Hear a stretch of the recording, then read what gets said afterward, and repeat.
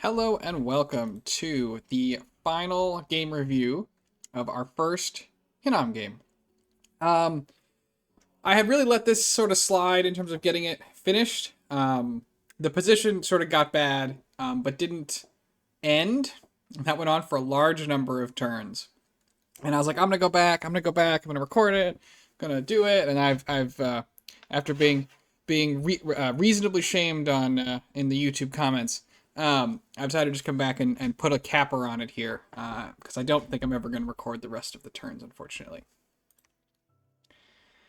Just I don't even know if I have them all, to be honest. Here we go. So we made it to turn 98 before someone was able to win, and that winner was Sarmatia. So congrats to Sarmatia. They definitely they beat the crap out of me, that's for sure. So to give a quick little update or just a recap of basically what happened from the time when I stopped recording these. So we had successfully negotiated borders with Femoria and negotiated a peace. They were getting stuff from us, but we were holding on to some stuff too, and they had essentially agreed to go and fight Sarmatia. We then managed to fight off Helheim back to original borders. So we lost territory here. We're back to original borders with Helheim, but I was just out of gas and outclassed when it came to trying to fight off Sarmatia, and we didn't really manage to get around everybody to fighting Sarmatia very effectively. So they were able to take the not taking away from them. They played well, but I don't know how much pressure we were able to put on them. So Sarmatia took the win. It was a really one of the worst moments of the game, actually, for me. It wasn't even a battle. Sarmatia was marching a big army somewhere around here. I think they were hiding. They'd already taken this. They were hiding here, and I had a big army, and I marched it over here, and it got hit with like 10 leprosy casts or something. Everybody got diseased, and then for some very cowardly and mistaken reason, I just went ahead and marched it back home to try and recover, and that's you can't do that. That was terrible. Had to move, like, even if we lost, right, had to move forward, but it was the only way to try and win. Didn't happen. So with that said, you can see there's no longer a throne here. There used to be, or I think it was here. Yeah. It got eaten by a Doomwhore. So I captured the Doomwhore with Enslaved Mind, and then I turned it into a commander because I was going to go send it at one of Saramatia's thrones, and then it ate my throne, which was unfortunate. Not what we were looking for. We stayed peaceful with Marverni the entire game. So I don't know if Marverni ever really fought anybody. Kind of fighting the independents, it looks like right now. Let's go ahead and let's look at the graphs. So provinces. Let's take out some of the people who died early. Just so we can sort of see. They made it a little bit longer. I guess not that much longer. Okay, so these are the graphs essentially of the people who made it to the end. So you can see we were kind of mid-sized. Sarmatia has been the biggest for pretty much the whole game. They're kind of tied with Femoria for a long time. But then they go ahead and diverge. Although Femoria was still pretty close in size. But we just get whacked here by Helheim, by Femoria, and by Sorrow, taking a lot of our territory away. So from this graph, we were in third on provinces. We were right up. We're pretty much constantly behind Sorrow and forts. We caught up to them briefly, and then we go ahead and lose some. So they're ahead there. Income-wise, we were again sort of second, third, behind. In this case, Femoria was the big income. There must have been we went into Cataclysm. Maybe this is the Cataclysm starting or something. But we then lose all of our income. Gem income, we were killing everybody until they took all of our stuff. Unfortunate there. Sarmatia's gem income just going wild as they ate all of ours. Research-wise, we were we had a window where we were ahead of Femoria, but we've been behind Sarmatia the entire time. Sarmatia was ahead of Rillier even for most of the game. Rillier a little bit past them here, but huge Sarmatia very ahead on research. Dominion, we lost all of our Dominion as well. We had the largest army, but then we kind of spent it trying to hold on to our stuff, which didn't work. So that was unfortunate. From, thinking back on the entirety of the game, I liked our start well enough. We were able to organize a little coalition, team up, go take out Kailasa. I think maybe I should have argued harder to get more of the provinces so that I would have had a slightly better chance of holding Kailasa later or properly reinforced it. I kind of just acted like if I had a nap, I was safe, and that's just not really how stuff works. So Kailasa was never really properly reinforced.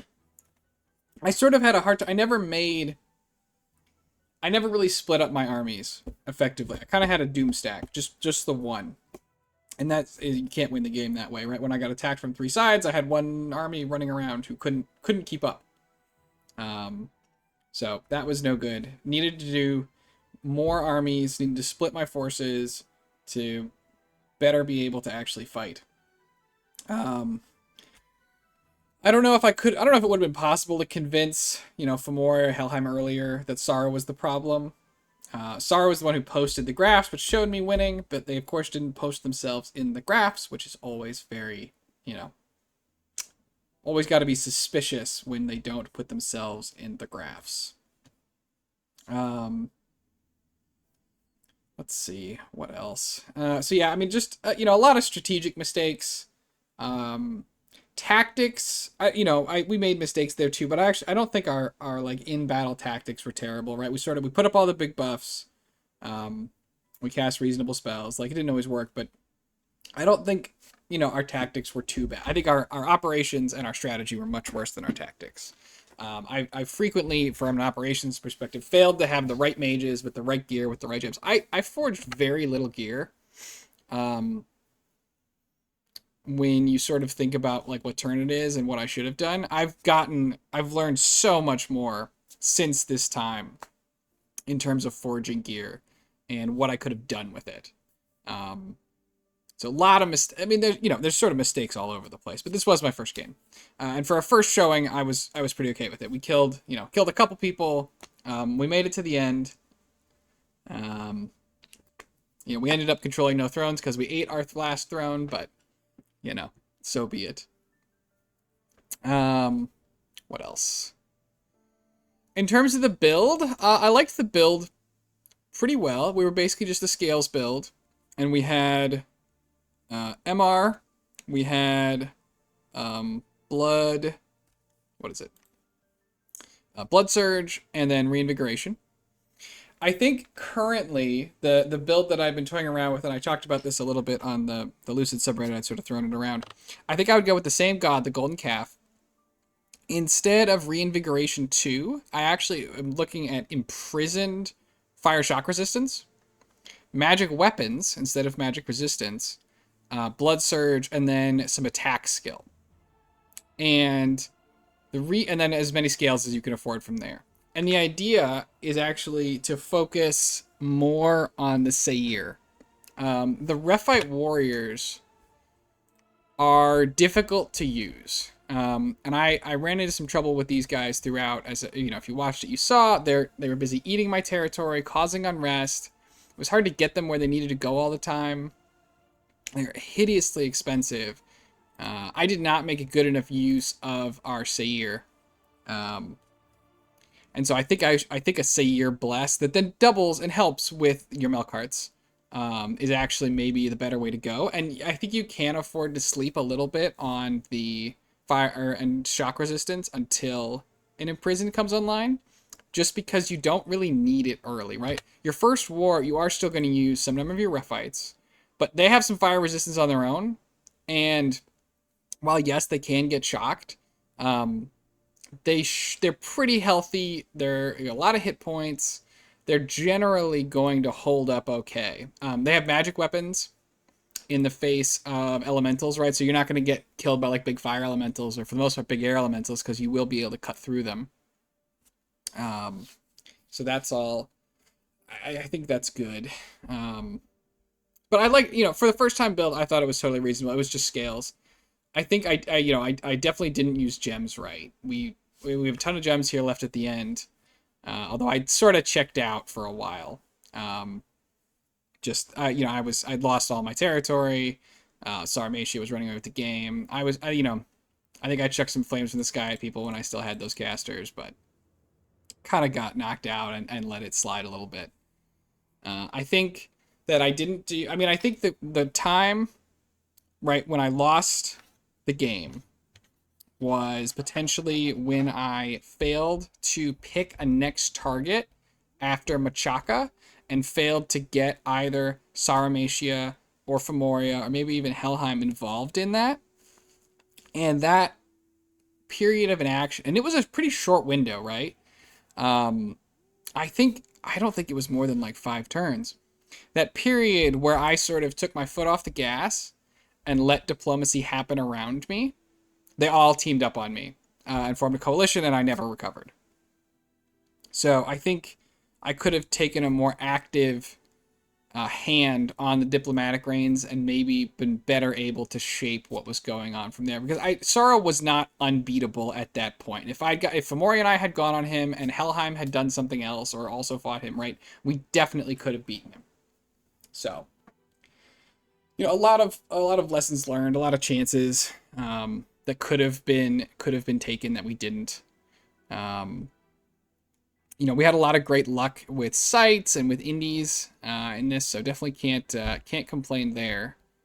I think I could have utilized blood a lot more, and like I said, used those serum more effectively.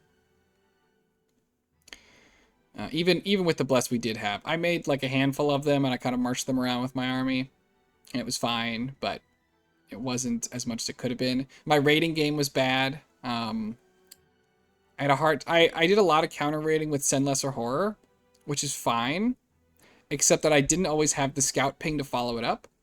And so that essentially meant that while I was dealing some damage back and keeping the province away from my enemies, it didn't mean that I was getting the province and getting the income. And so I was super income starved. The constant raiding into my lands made me blood slave starved. We ran out of money. We've had negative income since like turn 60 something, and we never got it back. And we had very little slave income that whole time as well, because we couldn't get out and blood hunt. And I think in retrospect, I could have done a lot more to hunt on my forts and try and keep those up as blood slave producing facilities. So yeah, it was unfortunate, but it's sort of it is what it is. I've learned quite a lot since then. I took some of those lessons into the Baratos game, some of them into the Face Shit game. I'm still learning them. The Dominions is a game, right, that you're going to be learning for a very long time, but and never really be a full master of, at least not me. You can see we're getting assassinated by we're well into Cataclysm here, so lots of horrors, but yeah, we couldn't pay this season, of course. So yeah, I do again apologize for not sort of capping this off sooner. It was one of those where I wanted to tell myself that I was going to go and do the rest of the commentary sort of throughout, but it just didn't feel good to the commentary, and then I sort of let it sit for a little while, and then I had moved on, trying to do some other stuff. But I do appreciate the reminder to get back and finish this off, so it's not just left sitting out there. Part of the problem too, right, is that it's not that I am afraid of showing losses, because I'm definitely not, right. We lost the Baratos game, threw that up there. Like, I'm not afraid of putting losses up. It's more that when you are posting the losses, so it's kind of a mixture. Late game, people don't watch as much. losing positions, people don't watch as much. They're also less fun for me to put up, not because I'm like ashamed of them or something. They're just, it's fun to win. It's fun, it's fun to do that kind of thing. And it takes a lot more mental discipline to post to keep the losses going in the face of declining enjoyment and viewership. So that's sort of what led us here.